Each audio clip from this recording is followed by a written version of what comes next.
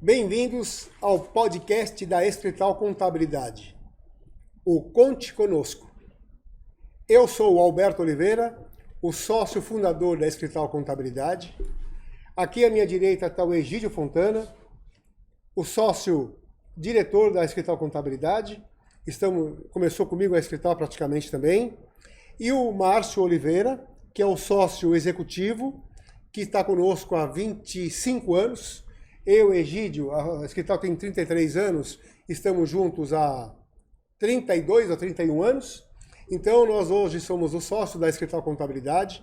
Vamos abordar um assunto aqui de grande relevância, que é o imposto de renda pessoa física, onde temos aqui o Márcio, que é uma referência nesse assunto, entre outros, especialista, que já convive com esse tema, com esse trabalho, o imposto de renda há quase 25 anos.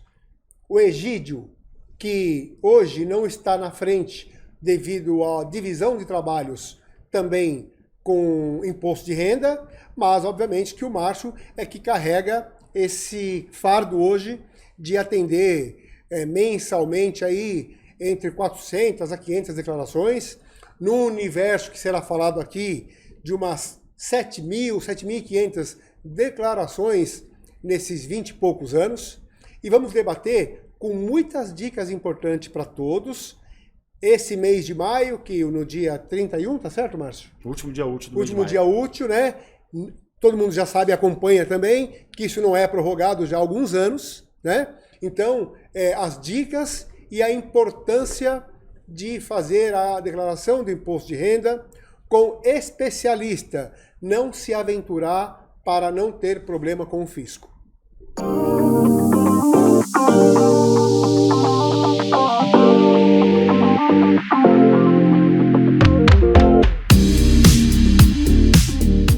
Bem-vindos ao primeiro podcast da Escrital Contabilidade Digital, o Conte Conosco.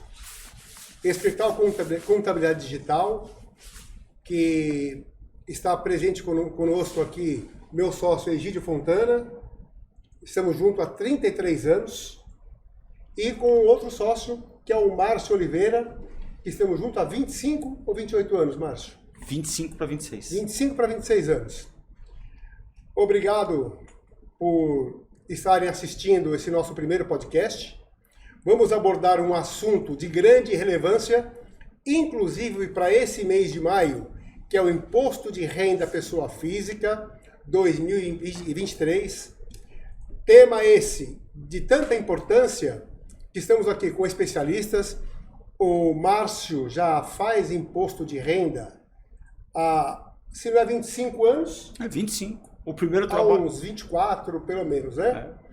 Márcio, nesse tempo todo de imposto de renda, aproximadamente quantos impostos de renda você já fez nesses 25, 24 anos? Olha, se pegar uma base aí de uns 400 por ano, dá o quê? Dá uns 7.500, 8.000 impostos de renda mais ou menos, que passou pelas nossas mãos aí nesse tempo. Só para entenderem, para podermos começar a entrar no tema, quando começamos a Escrital, então, obviamente, tanto eu quanto o Egídio, nós fazíamos imposto de renda, ainda fazemos um ou outro, mas 90%, né, Egídio? Por aí, 90% está com o Márcio e a equipe dele. O responsável, o especialista é o Márcio, né? E nesse tempo todo foi se especializando, foi se preparando para poder hoje ser uma referência no imposto de renda pessoa física, que é um tema de grande relevância. Uma pergunta importantíssima, Márcio. Com todas as mudanças do imposto de renda, nesses anos todos com as mudanças, eu gostaria que você comentasse as mais relevantes, mas principalmente uma que o contribuinte pergunta muito. Hoje a declaração ela vem completa já? Ela já está pronta? É apenas conferir e apertar lá para a Receita, ok, eu estou de acordo ou não? Vamos acreditar que um dia nós vamos chegar nesse nível. A Receita Federal, durante os anos, ela vem sempre implementando algumas mudanças, tanto operacionais dentro do próprio programa do imposto de renda, como praxe do nosso fisco e da própria rede bancária, alta tecnologia, né? Eu acho que dificilmente a gente vai ter um país com uma tecnologia como a gente tem na área tributária. Qual que é a grande missão da Receita Federal para esse ano? É aumentar consideravelmente o número de contribuintes que usam a pré-preenchida. A pré-preenchida não é uma coisa nova. A pré-preenchida já existe há, sei lá, há uns 5, 6 anos, já existe declaração pré-preenchida. Esse objetivo da Receita Federal em aumentar o número de contribuintes a usar a pré-preenchida foi o que motivou também mudar o prazo da declaração do imposto de renda. Então, antes a gente começava no dia 1 de março, eles deslocaram para o dia 15 de março para dar tempo dos computadores da Receita Federal recepcionarem aí todas as outras obrigações acessórias que tem no mundo e eles conseguirem atualizar a pré-preenchida a ponto do contribuinte pegar sua declaração com o maior número de informações possíveis. Agora, indo direto na sua informação. Para esse ano ainda, a pré-preenchida está causando um pouco de confusão. Eu digo confusão por quê? Porque na parte bancária em especial, ela está trazendo informações duplicadas. Então, se você não tiver cuidado, você vai ver que o valor final do seu patrimônio, né, de 2021, ele está alterado. Então, você pega a sua pré-preenchida, você pega a sua declaração do ano passado, você vê que você terminou lá com 1.000, quando você pega a sua pré-preenchida esse ano, você vai ver que não começa com 1.000. Por quê? Porque as informações de banco estão sendo duplicadas. Outra coisa... a parte de imóveis. Eu e o seu Egídio, a gente já pegou 1 ou 2 casos lá do escritório que na declaração pré-preenchida já está vindo. Olha, aquisição de imóvel informado pelo CNPJ tal. Só que ali não está dizendo se você comprou financiado, se comprou à vista, e tudo isso existe a sua particularidade de fazer o lançamento, né? Então, a pré-preenchida é uma ótima ferramenta para o contribuinte, vai ajudar muitos contadores, uma vez que vai trazer a parte de rendimento isento, tributação exclusiva já preenchido, obviamente que carece de conferência, mas a parte patrimonial ainda vai trazer bastante confusão. Não é só apertar o botão.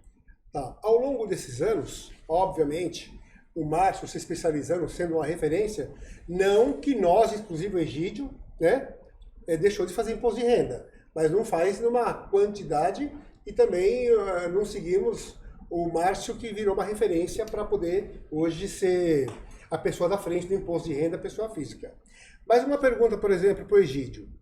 O Egídio, a Escrital Contabilidade trabalha com diversos tipos de empresas, diversas atividades e regime tributário.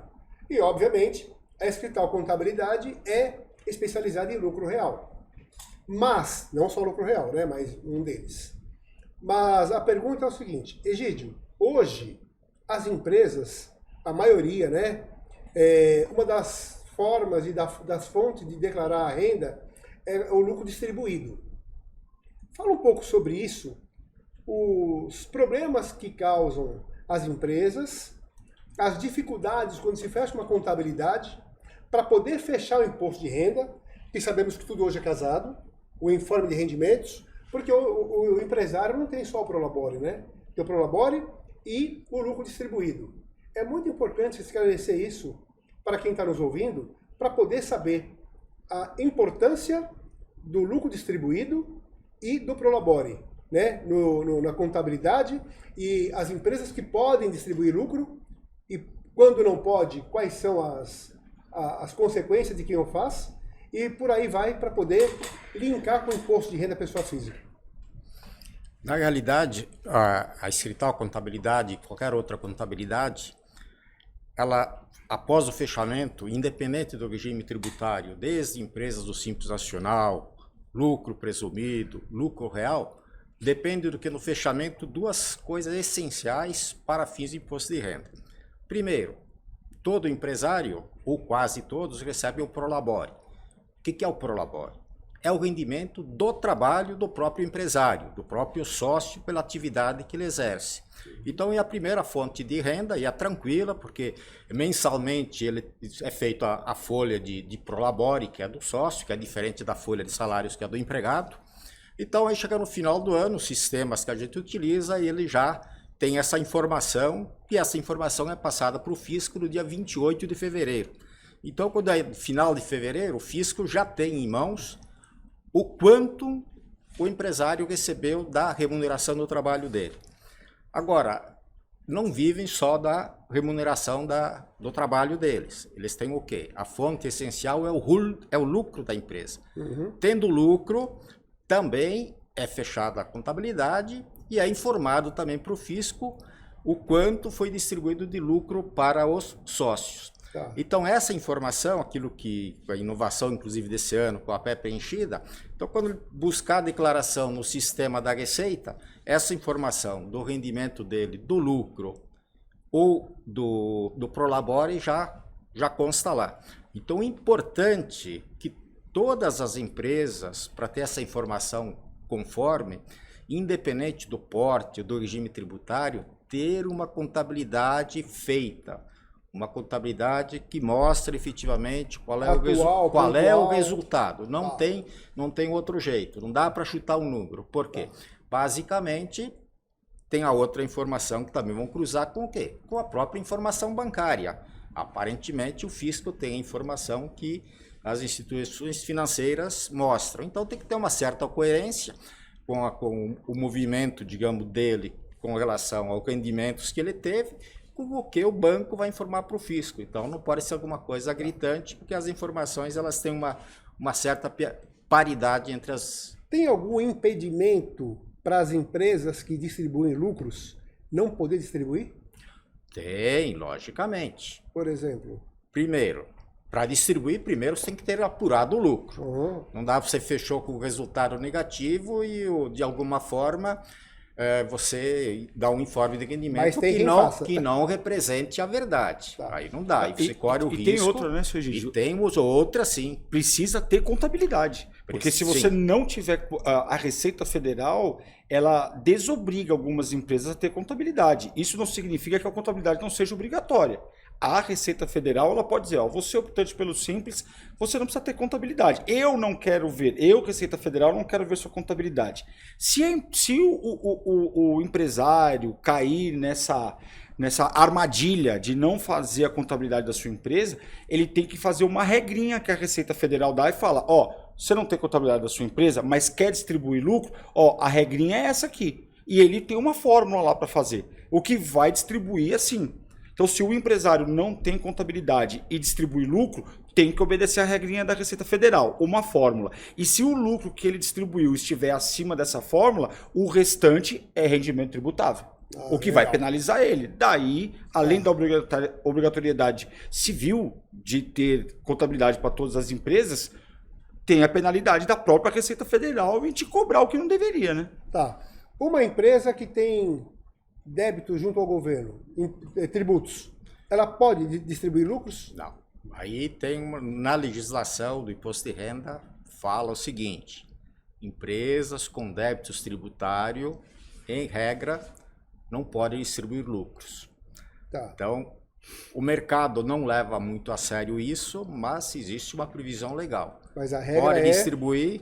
Tem débitos... Não poderia distribuir lucros. As duas regras. Distribui se tem lucros e distribui se você não tem débitos tributários, que você ficaria impedido de distribuir os lucros e usar o recurso para pagar os débitos. Tá. Só voltando na intervenção que eu fiz anterior, você vê a armadilha que a própria Receita Federal faz, né? Até o MEI, que é propagado aos 7 cantos, não precisa de contador, não precisa de contabilidade, até o MEI tem que se utilizar da tal fórmula que eu falei para distribuir lucro. Daí ter muitos escritórios de contabilidade no mercado trabalhando especificamente para MEI. Aí você fala, o cara é louco, né? Vai trabalhar para um empresário que não precisa de contabilidade. Não, ele precisa sim, porque para ele distribuir lucro, ele precisa ter contabilidade ainda sendo MEI. Se ele não obedecer isso, ele tem que lançar lá no seu imposto de renda pessoa física como rendimento tributável. Tá. Também é uma pegadinha da Receita Federal que precisa ficar atento para não cair na malha fina. Bem colocado. Bom, a cada ano é notório, todo mundo vê, as mudanças que sempre tem no imposto de renda. E outras que ainda virão, né? Mas vamos falar até agora, 2023. E as que todo ano tem mudanças, como eu falei. Quais são as dúvidas mais corriqueiras? Eu vou fazer duas perguntas na sequência.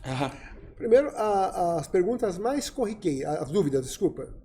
A segunda, ainda existe aquela cultura de deixarem para a última hora?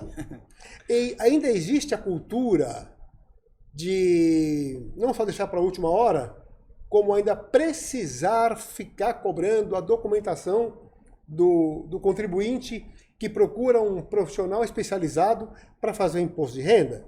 E aproveitando, eu falei duas, vou fazer três. E mais uma ainda.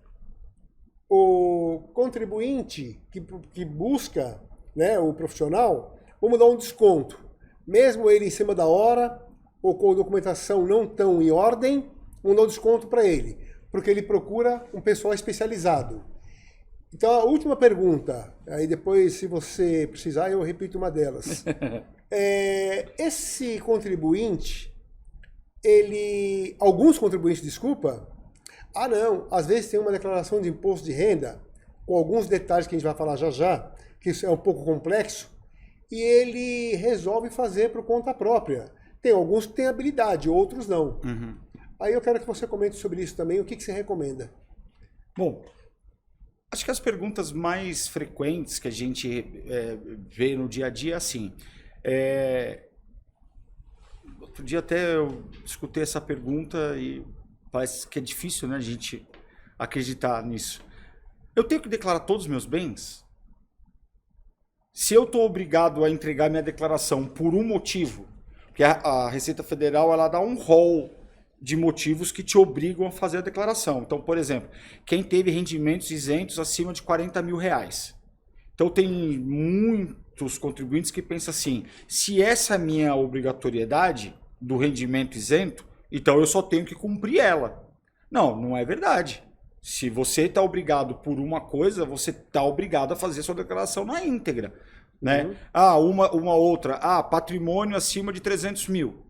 Né? Então, mas se a minha obrigatoriedade é só o patrimônio, então eu tenho que fazer só a parte patrimonial? Não. Uma vez que você esteja obrigado a fazer a declaração, você tem que fazer todas, né? Aí você também... sobre a documentação e o prazo. A documentação, se ainda é uma cultura de deixar para a última hora. É cultura, sim, do contribuinte deixar para a última hora, mas a documentação eu vou dar um desconto para o contribuinte. O contribuinte, em especial algumas áreas que eu e o seu Egídio a gente está sempre conversando, como, por exemplo, não é nenhum demérito para ninguém, que ninguém me interprete mal, mas existem algumas áreas da economia que não tem tanta facilidade com números, com documentação, com parte burocrática, como, por exemplo, o pessoal da área da saúde.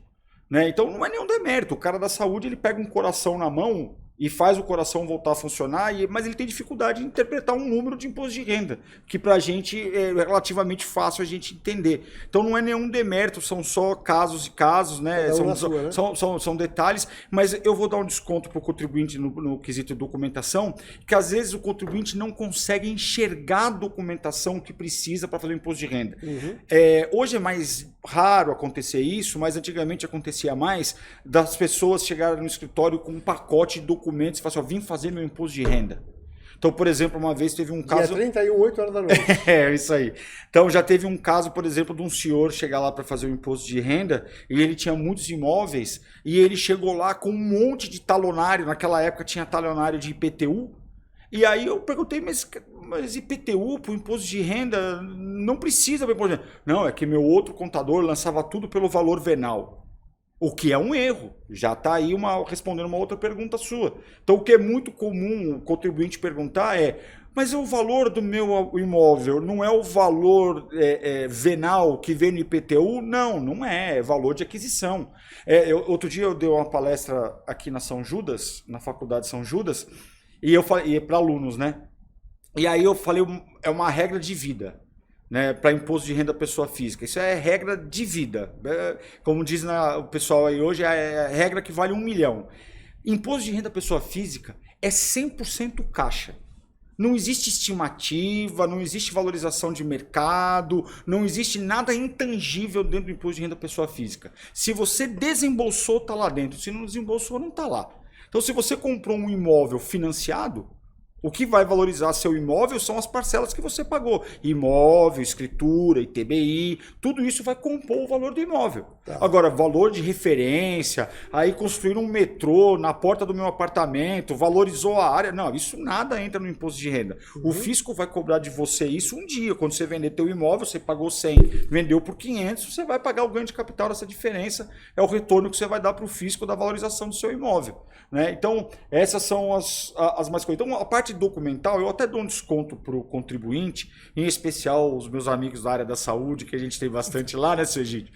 E outras áreas que a gente tem lá, que são pessoas que têm mais dificuldade com o número, mas o contribuinte não tem obrigação de entender de documento. Confunde, por exemplo, o informe de rendimentos com o extrato bancário do dia 31/12. Não quero extrato bancário. Eu quero o informe de renda, que é o querer não, né? É o que precisa para a declaração, fazer o imposto de renda. Mas é isso. E aquela cultura do brasileiro deixar para a última hora, isso não muda. Agora, uma coisa importante, que é uma das perguntas que eu fiz também. E aquele contribuinte que não tem o preparo, a declaração dele não é daquelas mais simples, mas ele se aventura a querer fazer sozinho. Não busca um profissional especializado. E aí, já aproveitando, já fazendo um link. Aí ele faz, ele tem questões complexas ali e vai parar na malha fina. Eu tenho até um caso para contar. É muito legal você falar isso. Às vezes a pessoa não tem o discernimento, né, dessas coisas.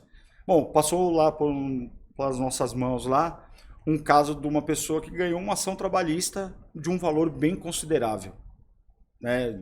Na casa dos milhões ela ganhou uma ação trabalhista. E ela chegou lá para nos consultar, para fazer o imposto de renda dela. A gente passou honorários compatíveis com a complexidade do que tinha que fazer, e a pessoa achou que estava muito caro. Bateu no vizinho, o vizinho deve ter feito, sei lá, por qual valor, vizinho dele, acho que ele até é da Zona Norte, se eu não me engano, e caiu na malha fina. E ficou assustado com a malha fina que caiu, e depois veio ter com a gente. E... bom, nós resolvemos o caso, obviamente que resolveu o caso. Era um caso que ele realmente ia cair na malha fina, porque todo caso de ação trabalhista cai na malha fina, porque você declara valores que as varas trabalhistas não informam para o fisco. Então o fisco não sabe que você recebeu aquilo, não sabe da contribuição previdenciária recolhida, não sabe do imposto de renda, o que é tributável, o que não é tributável, quanto foi de renda, imposto de renda na fonte, ele não tem. Você que vai ter que cair na malha fina e estar com a documentação já preparada para atender a intimação fiscal. É inevitável isso, é inevitável. Para quem recebeu uma ação trabalhista, tem que procurar a ajuda de um profissional. Não tem como. E, neste caso, obviamente que a gente cobrou para refazer o trabalho e a gente cobrou um percentual no êxito da recuperação de imposto. Nada mais justo, né? E nós trouxemos mais de 100 mil reais de restituição. De restituição. Então, o contribuinte, ele precisa ter um pouquinho de respeito, um pouquinho até de medo da malha fina e desses casos mais complexos, inventário, ganho de capital, agora bolsas, fundo de investimento, ações trabalhistas, recebeu uma indenização na justiça, precisa ter respeito com a declaração e com como isso vai ser declarado para o fisco para não cair na malha fina. Né? Então tem pessoas, por exemplo, Alberto, também que já aconteceu lá com a gente, a pessoa trabalha 30 anos numa empresa. Uma multinacional. Tá. Geralmente as multinacionais elas dão um benefício para a pessoa. Se você trabalhou mais de 20 anos, você tem assistência médica para o resto da vida. Só que a assistência médica está no nome da multinacional, não está no nome do contribuinte. Então vai lançar isso, mas vai cair na malha fina.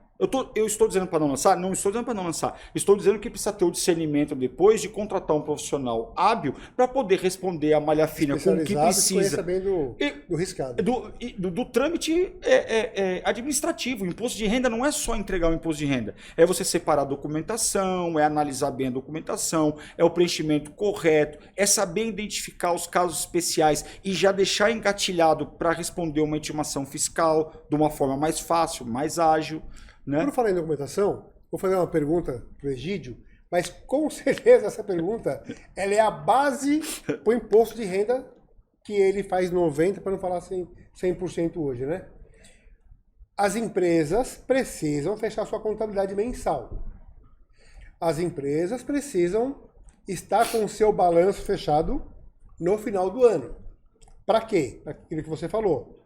Apurar o lucro, atender o fisco e poder ter as informações do lucro distribuído, do Prolabore, se recebeu uma outra fonte de renda, como o Márcio falou agora há pouco, de ação trabalhista quem tem, ou recebeu algumas ações de empresa, coisa parecida. Como que estão as empresas em relação a esse prazo? Porque o imposto de renda esse ano, por exemplo, o final dele agora, final de maio. A contabilidade, as empresas em 2022, elas têm um prazo para se fechar, fevereiro de 2023, acredito. Você vai poder falar melhor. Mas como tá sendo cumprido isso para que, quando ele começa a fazer o imposto de renda, quem o procura, no nosso caso, nós somos a contabilidade, você vai poder falar. E quando vem de uma contabilidade externa e que a pessoa não tem as informações, como que faz para poder municiar quem mexe com o imposto de renda? Aí existem alguns complicadores. Nós temos várias datas. A primeira data, na minha primeira intervenção, eu falei que 28/2, nós já temos uma declaração para o fisco, que chama DIRF, Declaração de Imposto de Renda na Fonte. Então, em regra, se você não tem uma contabilidade pronta, você não vai ter essa informação, porque você não tem o lucro. O informe de rendimentos? Exatamente. Informe de rendimentos, a data, qual é a data fatal? 28 de fevereiro. Tá. Nós temos o quê? Outras datas que divergem. Por exemplo, o balanço patrimonial, se é para outras finalidades, o prazo é até 30/4. Existe uma disposição do novo Código Civil, que já não é novo, é de 2002, que em 30/4 você teria que fazer uma ata para levar para registro, aprovar, os administradores aprovarem as contas, deliberar como que vai ser distribuídos os lucros. Então nós já temos uma segunda data. E agora, esse ano, tem uma terceira data, que aí já é a data da entrega do imposto de renda, que é maio. Mas só que a escala aí não tem jeito, a data é 28/2. Existe sim uma dificuldade de se cumprir esses prazos, nem sempre pela própria contabilidade, mas muitas vezes pelo contribuinte. Algumas dificuldades internas, então fica na mão de várias pessoas, aí diverge para a empresa prestadora de serviço, para a empresa comercial, para a empresa industrial, cada uma tem algum complicador aí. Mas a gente tem conseguido cumprir aí com parceria com os clientes, eles anteciparem disponibilizarem essa documentação, né, logo no início aí de janeiro, quiçá fevereiro, mas é o prazo necessário para que a gente possa cumprir a primeira obrigação. E municiar o especialista. Exatamente, porque ele vai nos cobrar, né? É o seguinte, primeiro o fisco que nos cobra e o segundo é quem vai executar o trabalho. Uma dúvida. Considerando, por exemplo, documentação. Já falamos agora que ainda há a cultura de deixar para a última hora, não só a documentação, como imposto de renda. Mas considerando documentação, os cruzamentos que o fisco faz, considerando também as informações que o fisco já tem, fora os cruzamentos, que a boa parte das declarações já vem preenchidas. Enumera para nós quais as declarações mais complexas, por você fazer muitas anualmente, e esse número de 7 mil e pouco nesse tempo todo, enumera as mais complicadas. A primeira que eu considero é que não é difícil para nós fazermos. A dificuldade... Não é difícil para quem é especialista. Não. Igual o médico que você falou agora, que faz uma cirurgia Sim. lá, que vai Sim. salvar alguém porque é especialista. Sim, mas hoje está muito na moda as pessoas investirem na Bolsa de Valores e fundo de investimento. As pessoas não têm a cultura de fazer esse investimento com foco no imposto de renda. Então, tem gente ainda que nem sabe que tem que pagar ganho de capital na variação. É óbvio que tem valores, tem limites de isenção, 20 mil por mês, não paga imposto. Mas as pessoas, elas confundem essas informações com a necessidade de controlar as ações com a sua movimentação, e isso dificulta nosso trabalho. A você mesmo, uma vez trouxe uma cliente para eu fazer o imposto de renda dela, e eu confesso que esse imposto de renda ficou na minha mesa e eu não conseguia dar cabo dela por causa das ações que essa pessoa tinha. Ela tinha muitas posições de ações e eu não conseguia pegar o fio da meada de fazer a declaração dela por causa do número de posições de ações que essa empresa, que essa contribuinte tinha. Então essa dificuldade, ela nasce da onde? Não é o contador, na hora de fazer o imposto de renda deste investidor, que vai fazer o controle do estoque de ações. Então eu comprei 100, considerando uma ação, vamos falar que é uma ação. Eu comprei 100, vendi 20, depois eu comprei mais 80, depois eu fiz mais isso. Não é o contador que vai resolver isso no dia de fazer a declaração. Isso é uma coisa que o contribuinte, ou ele compra um app, ou o banco que vai fazer a custódia do dinheiro ou da ação, vai fornecer para ele, ou ele vai fazer no Excel, não importa a forma. Mas é uma coisa que ele tem que vir controlando isso durante o ano. Para o contador fazer esse imposto de renda, ele precisa entregar duas informações. Ele precisa entregar minha posição em 31/12 da minha posição de ações. Eu tenho 100 dessas ao custo tal, 200 dessas ao custo tal. E a outra informação, qual foi o lucro mensal e o imposto que eu paguei sobre esse lucro. É isso que a gente vai lançar no imposto de renda. Não adianta chegar lá de novo com um monte de nota de corretagem e entregar pra gente e falar, ó, isso aqui é pra você fazer um imposto de renda. A nota de corretagem para fazer um imposto de renda... Vai ver como é complexo o assunto, né? Não, é muito complexo. Essa parte de bolsa é muito complexa. É fácil para quem conhece. Essa cliente, eu passei... É raro hoje eu perder um tempo considerável com uma experiência, vivência, você passar muitos casos na sua mão, você consegue resolver um problema mais rápido, né? Então, essa eu confesso, que eu não conseguia chegar no fio da meada do saldo de ações lá em bens e direitos. Chegou uma hora que eu falei, é lógico que você não vai ter, você não fez os outros anos dela, você não conhecia o passado dela com ações, então você não sabe se o número final do ano passado era certo ou errado. Então, requer um cuidado muito grande, bolsas, no decorrer do ano. Tem que ter um controle. Para nós que somos contadores, vou falar o termo técnico, é como se tivesse uma ficha Cardex. Tá. Você tem que ter, e é uma ficha Cardex com valorização do estoque por média. Por aquisição. Se você tem comprou uma só, mas agora se você comprou várias do mesmo tipo, você tem que fazer preço médio de aquisição. É complexo. E não é no imposto de renda que você vai resolver. Então esse torna-se complexo porque eu dependo da organização do investidor contribuinte na outra ponta. Outro caso complexo também que chega muito pra gente é inventário. Inventário. Tava lá o Decujos, inventário, inventariou os bens e transmitiu. Qual é o valor que vai ser colocado? Um imóvel que era do avô, que era do pai, que era 60 anos no nome dele, passou para mim. Se eu vender ele, eu vou ter que pagar ganho de capital? Ah, mas era 60 anos do meu pai. Então, isso também é complexo. Isso envolve uma das grandes vantagens que eu vejo no nosso caso, que nós somos advogados e contadores, é a gente conhecer não só a parte fiscal, mas conhecer o direito tributário, que vai dar noção para a gente de muitas coisas da área do direito que vão refletir no imposto de renda. Então, por exemplo, essa parte do inventário é uma delas. Né? Quando que você pode usar, quando não pode usar. Outro caso complexo, atividade rural.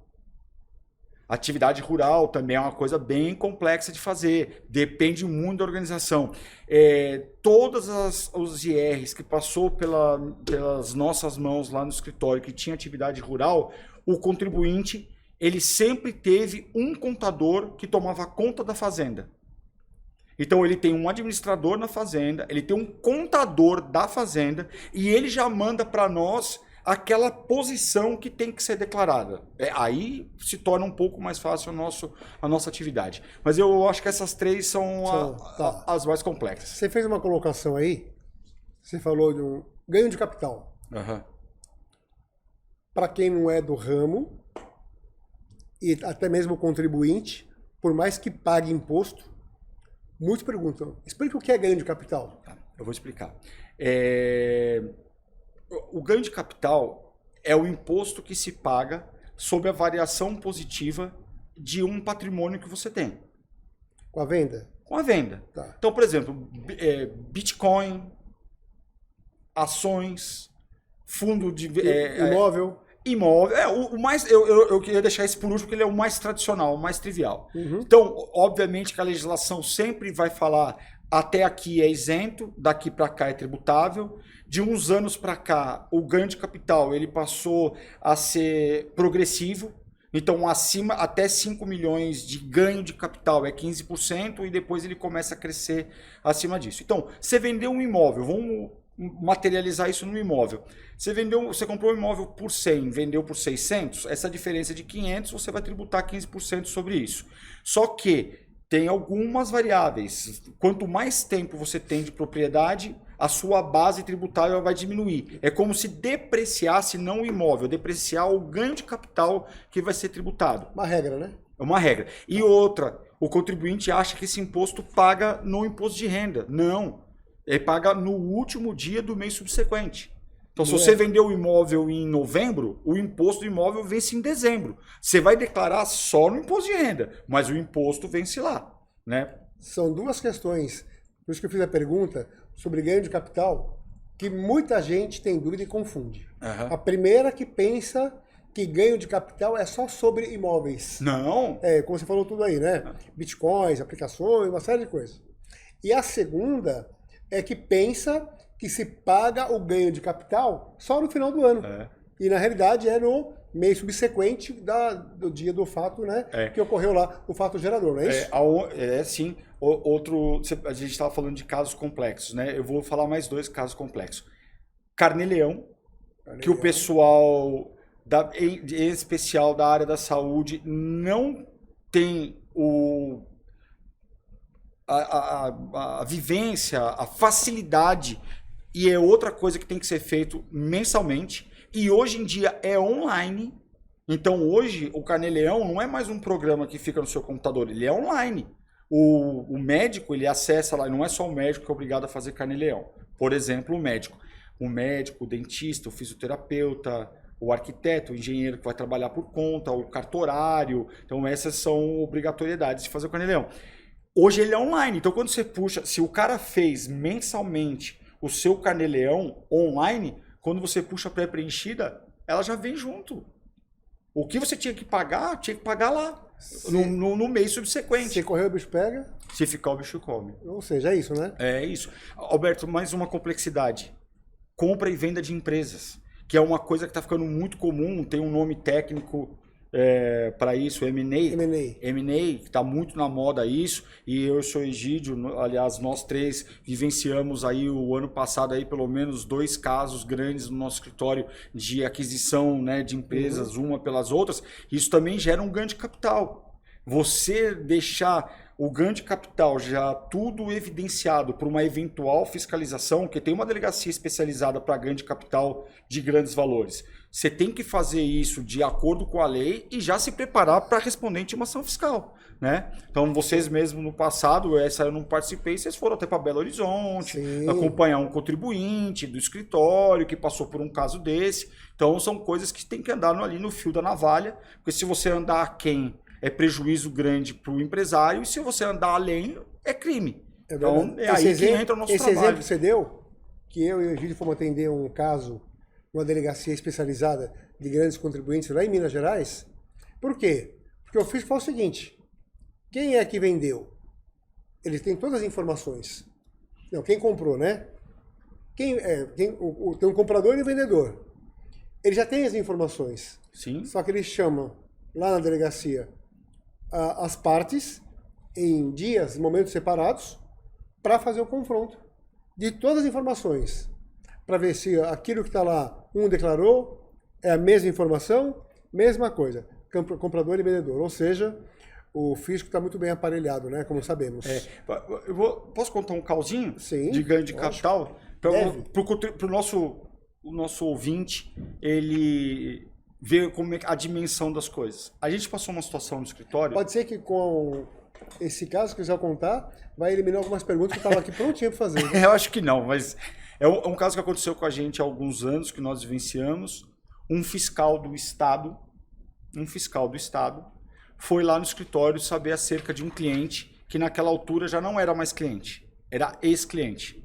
E a gente provou. Tá aqui o distrato, naquela época tinha uma instrução normativa do CRC, que você tinha que fazer uma papelada lá de transferência de responsabilidade técnica. A gente provou pro fiscal, olha, ele não é mais cliente nosso. Aí eu perguntei pro fiscal, amigo, mas o que te trouxe aqui para ver essa empresa? Ele falou nota fria. Olha. Mas sabe como é que essa história começou, Alberto? Um contribuinte vendeu um imóvel. Esse imóvel, ele foi constituído, uma grande parte dele, por benfeitorias, que isso é extremamente legal. Então, você compra um terreno.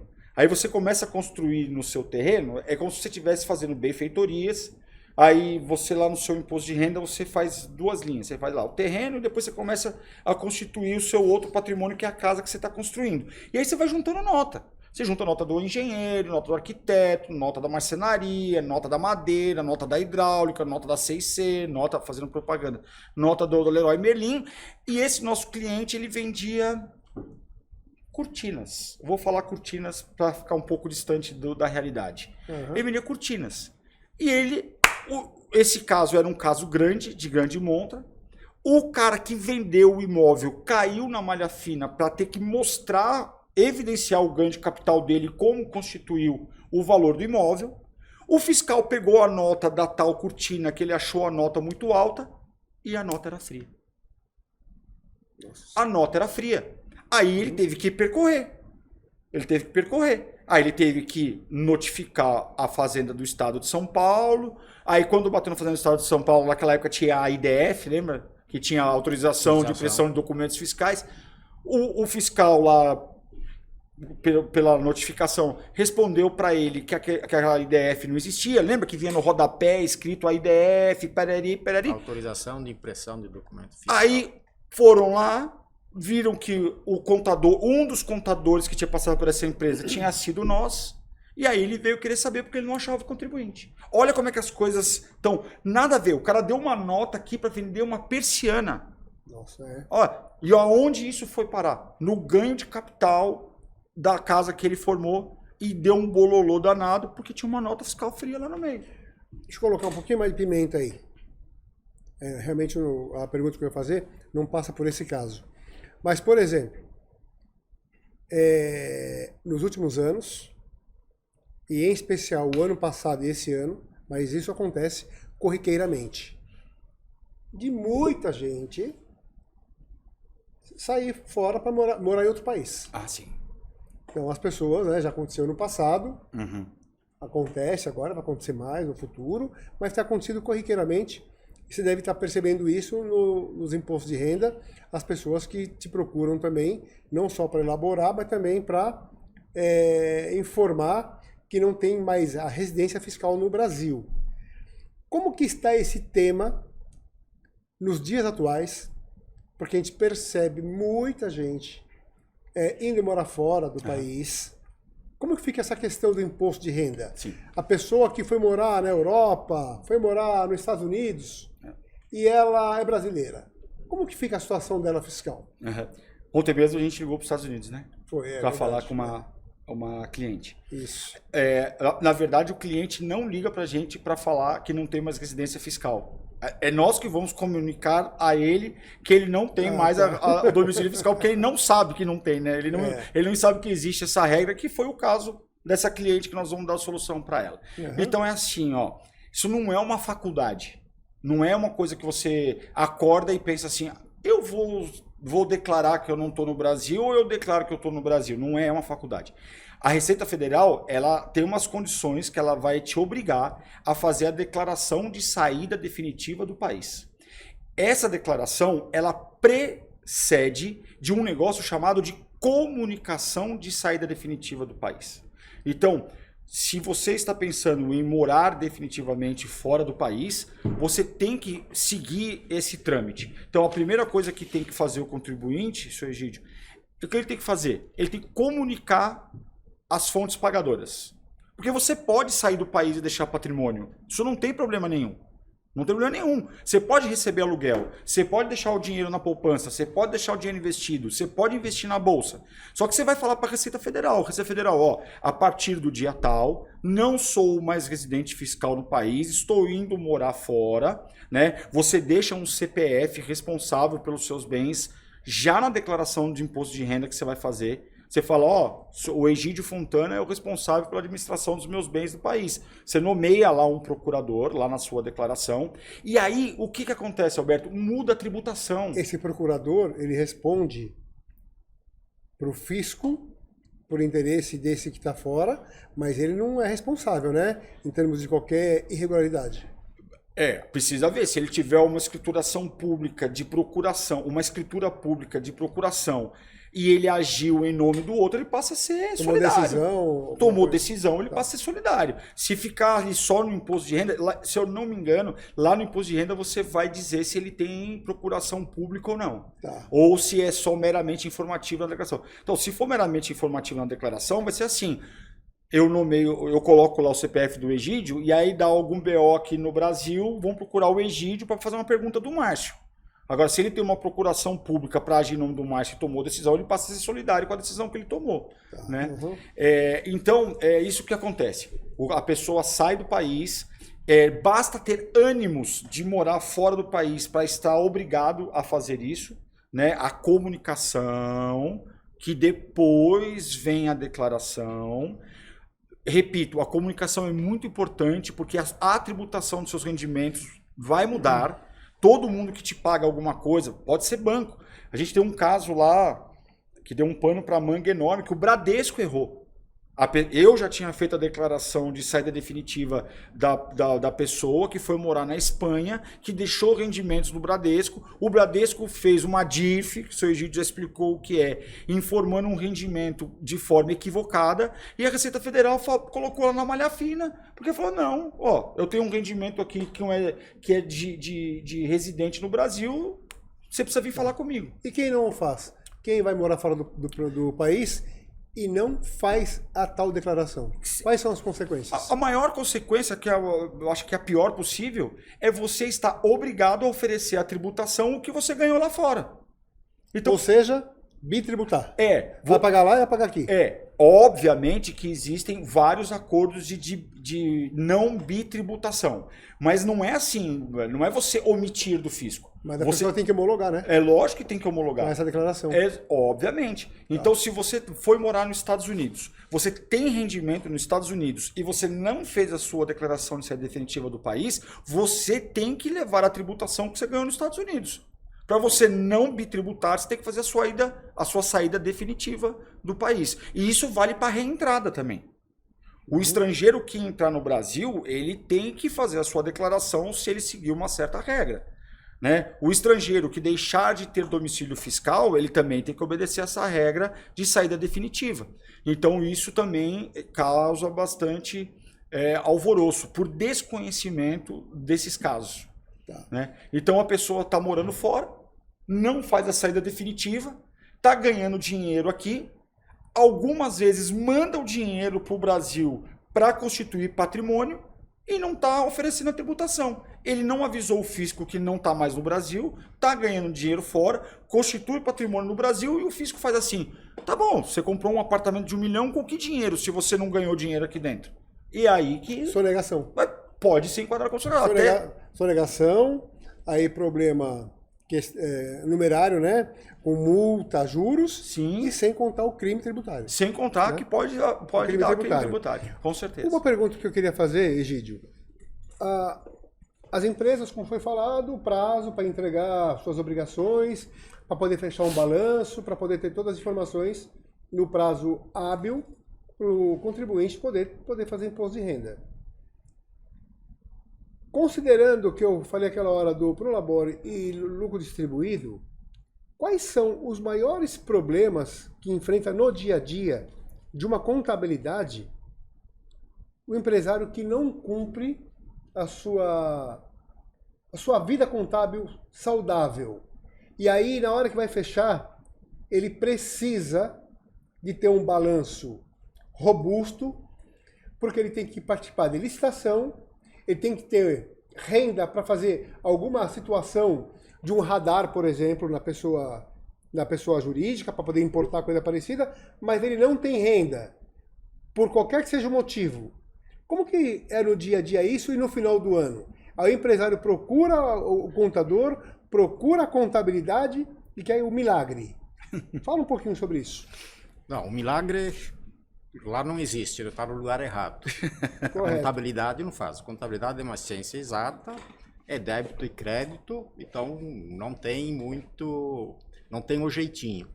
Agora, é muito importante, a gente sempre fala, ter uma... tem o jeitinho na Escrital Contabilidade e contabilidade sérias. Sim, exatamente. E o quê? E todo empresário, não tem jeito. Ele precisa, normalmente, ele toma recursos financeiros, ele participa em licitações, ele faz cadastro com clientes, faz cadastro com fornecedores, principalmente quando são empresas de um porte maior, eles têm muito critério para analisar um cadastro. Então, não tem jeito, o empresário precisa estar com a contabilidade em dia. E às vezes, nem sempre, diz, estou com o balanço do ano anterior em dia. Mas, muitas vezes, isso é indagado. Como ele tem uma forma de tributação, de apuração trimestral, fechando o primeiro trimestre, às vezes quem está fazendo um cadastro, ele já solicita, eu quero o balanço patrimonial, as demonstrações financeiras do ano anterior e mais a apuração do primeiro trimestre, por exemplo, primeiro, segundo, terceiro. Então é fundamental. E isso que nós já nos reportamos antes, é sempre importante sim, essa parceria com o escritório, com o empresário, e recebermos a documentação boa em dia, principalmente toda a movimentação financeira. Não tem jeito, hoje a movimentação não é mais lá no caixinha, e sim, ela é feita toda eletrônica. Então, fundamental, movimento de entrada, movimento de saídas e extrato bancário, movimentação bancária.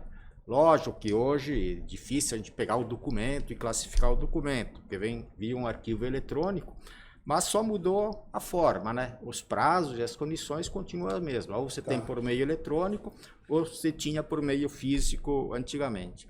Então, para ele poder ficar bem no mercado, buscar recursos, como nós falamos, cadastro, bancos, outra coisa. Hoje muita empresa licita, também é outra coisa, e é muito criterioso o órgão público para você ser habilitado ou não, e além dos outros que participam. Então, na teoria... Adquirir um radar.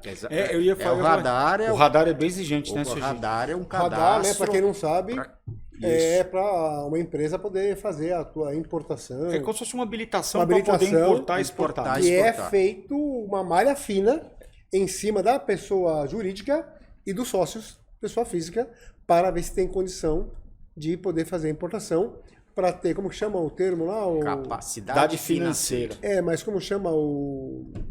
Depois que a Receita analisa tudo... É o Estado. Que ela dá uma...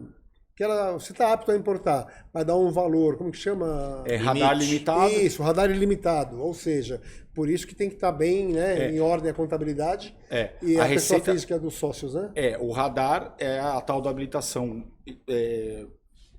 que é a Receita Federal que toma conta disso, né? É ela que vai dar esse tal radar limitado ou ilimitado para o contribuinte, e ela é muito criteriosa com a capacidade financeira, tanto da empresa como do sócio, né, senhor Egídio? O senhor mesmo já desenrolou alguns novelos nesse aspecto, né, senhor Egídio? Por um exemplo, você constitui uma empresa com um capital de 100 mil reais. Vai fazer o lançamento de conta que entrou 100 mil no caixa e 100 no capital. Uma das primeiras coisas, quando eles falam de comprova que você fez a integralização. Mostra que saiu da conta do sócio e que entrou na conta corrente da pessoa jurídica. Uhum. Se você não tem isso, já esquece.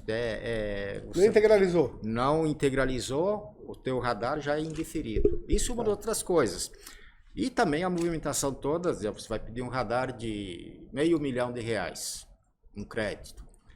Ele vai verificar. Se você, no ano anterior, você comprou R$100 mil, por que você quer um radar para você comprar R$500 mil? Também, então ele analisa tudo isso. Então isso é muito importante ter, de fato, os números coerentes com aquilo que você fez, com o que você pretende. Já que a gente está, o assunto hoje está girando um pouquinho mais em imposto de renda, né? Então só para o pessoal ver como é que o mundo gira, né? Nesse nosso mundo, né? Então o cara abre uma empresa, fala que o capital social é R$500 mil. Não integraliza os R$500 mil no banco e nem tem R$500 mil no imposto de renda pessoa física. Não vai ter radar. Não vai. Não Vai ter radar e vai ter outros problemas. Alberto, tem uma máxima que o pessoal fala hoje que malandro que é malandro anda na linha, né? Malandro que é malandro hoje anda na linha, né? Para falar, falar do jeitinho, malandro que é malandro hoje anda na linha. Exatamente. Não tem como. Márcio, aproveitando, obviamente que você comentou da documentação da pessoa física que chegavam lá para fazer imposto de renda com aqueles maços de documentos. Isso, obviamente. Acabou o documento? Não, mas mudou bastante. Mudou. Tá. Considerando esse número de imposto de renda de diversos casos que você já fez e comentou alguns aqui, teve algum com uma finalidade social ou algum que foi para um bem social, vai? Uma finalidade social. Teve. Comenta. Eu nem sei se você vai lembrar. Na verdade, foi você. Esse que eu vou falar foi você até que demandou. Há bastante tempo atrás, uma pessoa chegou lá no escritório que o falecido marido não tinha certidão negativa. Naquele tempo não tinha ECAC, não tinha um mundo digital. Não tinha um mundo digital. Você não tinha como saber. O muito que você podia saber é consultar a restituição da pessoa. Era um jeitinho que a gente dava, né? Você entrava no site, ia lá consultar a restituição dela e aí lá informava, declaração não entregue. E aí você tinha o feeling do que estava acontecendo, né? E aí era uma pessoa muito humilde, né? Foi você que pediu para eu atender essa pessoa e eu não tinha como ajudar a pessoa por falta de informação. A pessoa tinha uma cópia simples do inventário de uma casinha. Naquele tempo também não podia fazer inventário de escritura pública no cartório, tinha que ser judicial. E o que faltava para encerrar o inventário? A casinha da pessoa tinha comprador, que era o que ela precisava, vender aquele imóvel para seguir a vidinha dela, e não tinha certidão negativa do falecido, né? Juridicamente falando, do decurso. Não tinha certidão negativa. E o Alberto pediu para eu dar um jeito para ajudar essa pessoa. Aí eu cheguei para a pessoa e falei assim, você está de carro aí? Ela falou, tô. Então eu falei, vamos comigo na Receita Federal. Aí eu fui até a Receita Federal de Santo Amaro com essa pessoa. A pessoa tinha um carro bem modesto. Cheguei lá na Receita Federal, encostei lá com um atendente.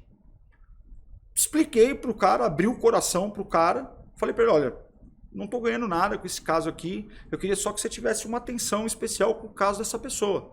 Olha, é isso, ela está precisando vender a casa, a pessoa está passando por necessidades.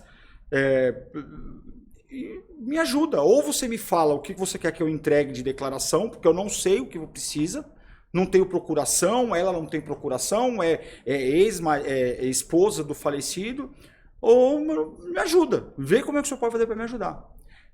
Tinha até um conhecido nosso que trabalhava lá, não vou falar o nome dele, não sei se ele é vivo ainda, não vou falar o nome dele.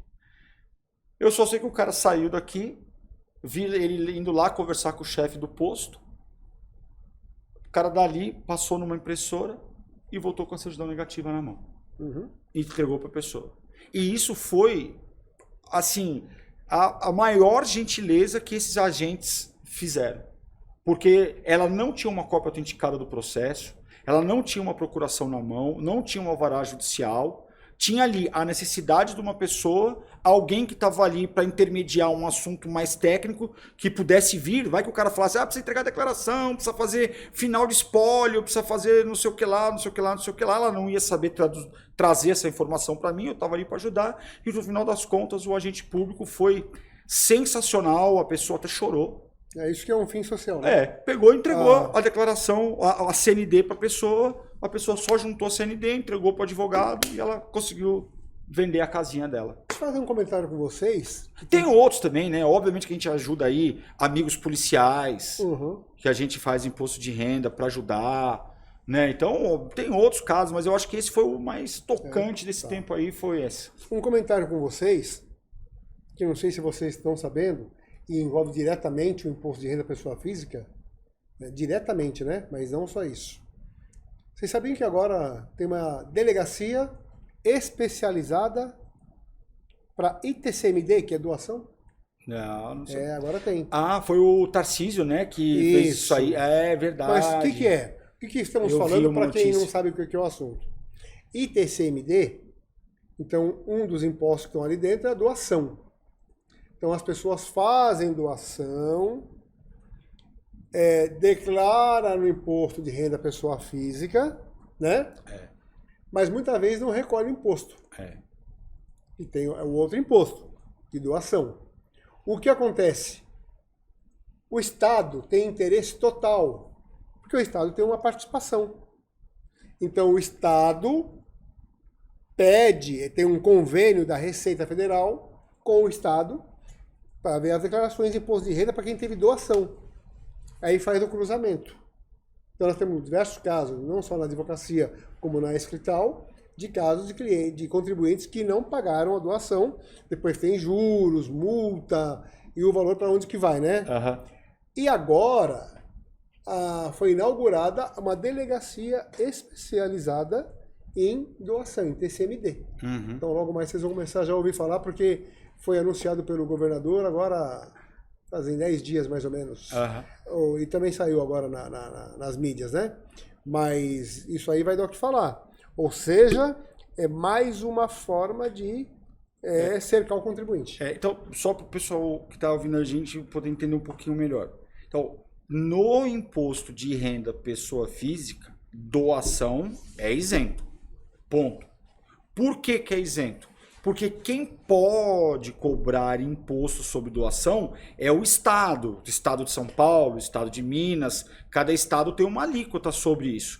Esse imposto sobre doação chama ITCMD, Imposto de Transmissão, Causa, Mortes e Doações de Qualquer Natureza. Então é o Estado, o ente federativo Estado, que pode cobrar o tal... Por isso tem esse convênio com a Receita. Aí, quando você lança lá a doação, a Receita Federal ela pega e fala, Estado de São Paulo, esses caras aqui declararam doação.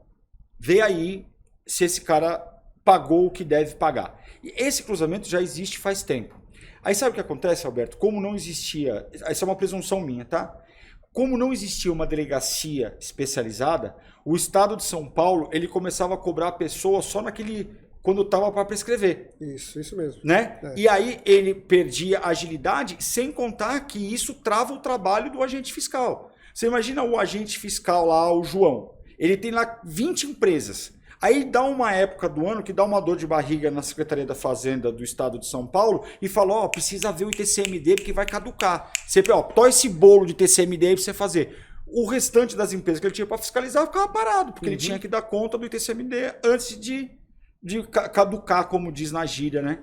Então, eu acho que esse é o intuito. Você cria uma delegacia, desafoga os agentes, né, e torna essa cobrança aqui mais célere, né? Mas o que o contribuinte se perde é ITCMD, quando você for fazer uma doação, participação societária, né, seu Egídio? Que a gente vê um monte de holding lá, doa para o filho R$1 milhão de cota. Nem passa na junta comercial se não tiver a declaração de TCMD lá e recolher o imposto. E vai impactar no imposto de renda da pessoa física se não fez direito. Quero fazer mais uma pergunta para você, uma para o Egídio, para a gente encerrar. Obviamente, foi falado aqui no início, que você é uma referência, especializado, não só no imposto de renda, mas falando do imposto de renda pessoa física. Quais as dicas que você deixa para os contribuintes mais relevantes e mais importantes? Principalmente que existem muitos casos complexos, outros não, mas que você vê no dia a dia, que você acha importante para quem está nos ouvindo tomar esses cuidados e evitar cair na malha fina. Até porque, hein? Evitem cair na malha fina. É um problema que tem que ser evitado porque não é bom. Aliás, tirar o sono de muita gente. Verdade ou não? Com certeza. A dica que eu falo é assim, o contribuinte, quando ele se vê numa posição especial, por exemplo, vai vender um imóvel. O cara que vai vender o imóvel, ele precisa entender que ele precisa ter um advogado, que ele precisa ter um bom corretor de imóveis e ele precisa falar com um contador, né? Tem muitas situações que pode estar em volta de vender um imóvel. O cara vai começar a trabalhar com bolsa de valores, que a gente já falou aqui hoje. O cara vai... Então, tudo que for mexer com o seu dinheiro, ele precisa ter um contador de confiança para que ele possa conversar e ver em que momento ele tem que começar a sua organização para o imposto de renda. Obviamente que na hora de fazer o imposto de renda, contar com um escritório sério, um contador sério e não um cunhado. Nem sempre o cunhado é contador, né? Tem cunhado que é contador, né? Mas nem todos os cunhados são contadores. E aí tomar cuidado com isso. Porque pode ser que a organização não esteja ali naquele mês de fazer o imposto de renda. A organização tinha que ter começado antes, o imposto tinha que ter pago antes. Então precisa ter essa perspicácia, essa visão. Olha, eu vou fazer algo, eu vou começar a comprar e vender carros.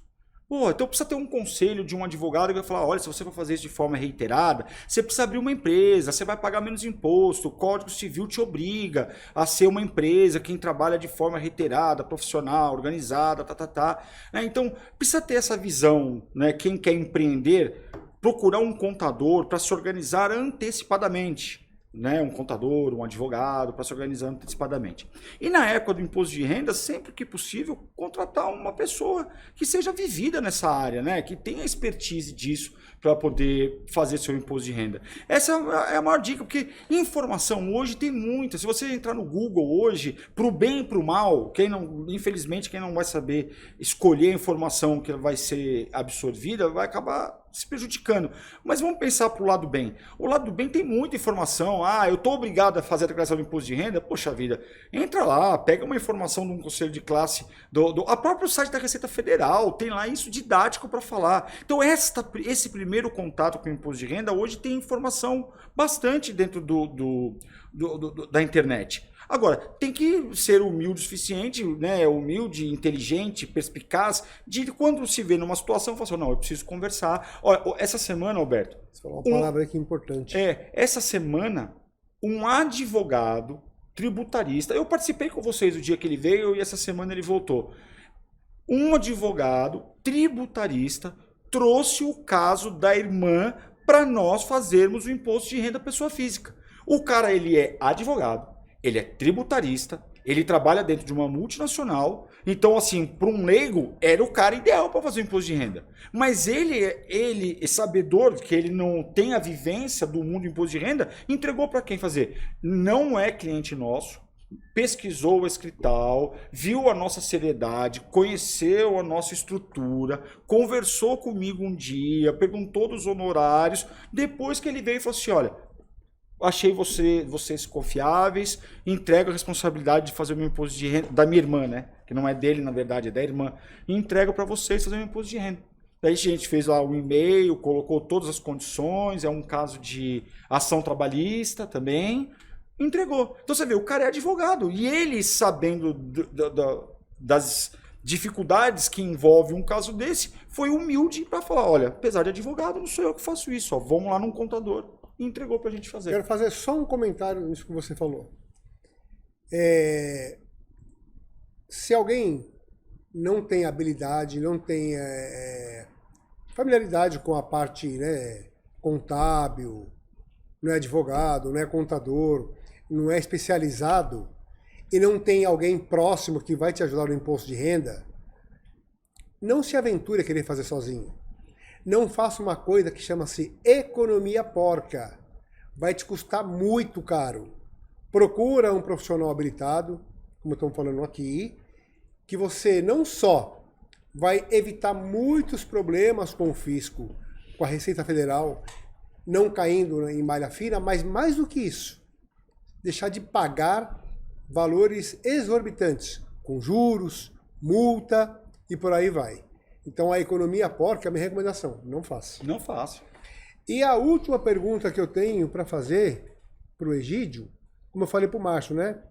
A pergunta que eu fiz. No teu caso, quais as recomendações para os empresários, principalmente no tocante à pessoa jurídica, que acaba finalizando tudo para ter o resultado da pessoa física, que é o lucro distribuído e o prolabore. Quais são as recomendações, considerando tudo aquilo que vive diariamente, mensalmente, anualmente, para se fechar o balanço? Até porque ele trabalha um pouco mais de 6 meses com isso, né? O Egídio tá em experiência. Ele está em experiência na contabilidade. Quando eu nasci, ele já era contador. Agora, Alberto também. Já que o Márcio está dizendo isso, né? Tanto que a gente se refere a ele, como que você chama ele? Mestre. Então, por favor, mestre. Tá ok, vamos lá. Bom, as 2, 3 vezes que falamos aqui hoje, a verdade sempre fala da necessidade de manter, uma contabilidade regular.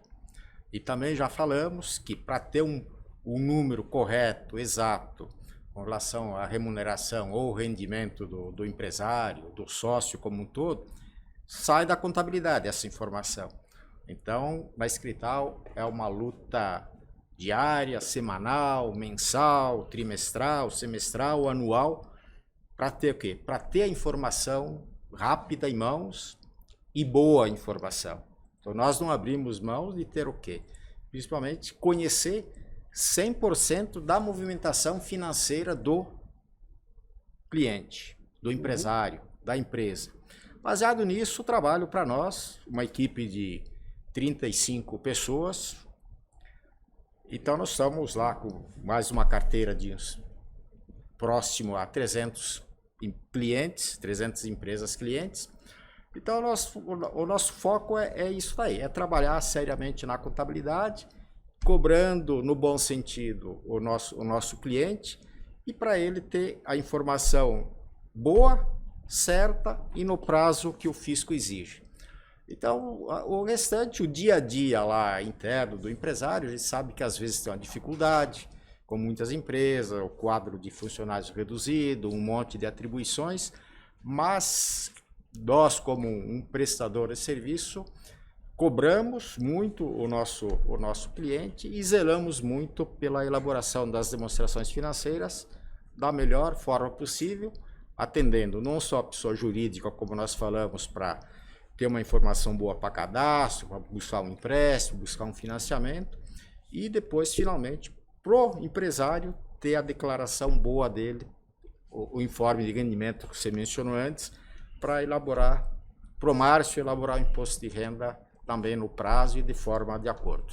Eu fiz a pergunta para você. Quer falar algo? Eu quero deixar um gancho para o nosso próximo bate-papo, que isso tudo que ele acabou de falar aí, né, dessa necessidade da contabilidade, e por fim a contabilidade consultiva, né? Ah, sim. Será um próximo tema nosso. Deixar um gancho para a nossa próxima conversa, onde a gente vai falar dessa importância toda que o senhor Egídio falou e o benefício que isso vai trazer de volta para o cliente em forma da contabilidade consultiva. Entre vários temas, né, de grande importância que vamos trazer aqui para debater, obviamente a contabilidade consultiva é um deles.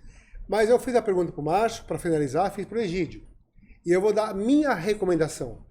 A minha recomendação aos nossos ouvintes é: acompanhem a Escrital Contabilidade no site, nas redes sociais.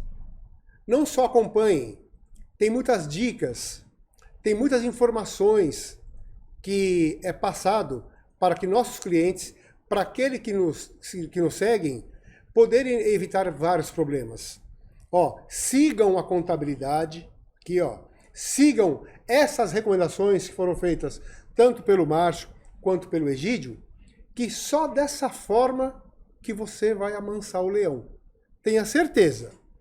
E vai evitar problemas, que você vai colocar a tua cabeça no travesseiro com uma contabilidade atual, em dia, moderna, imposto de renda, não caindo em malha fina, e se quiçá cair mais na fina, tem especialista para poder dar o recado certo.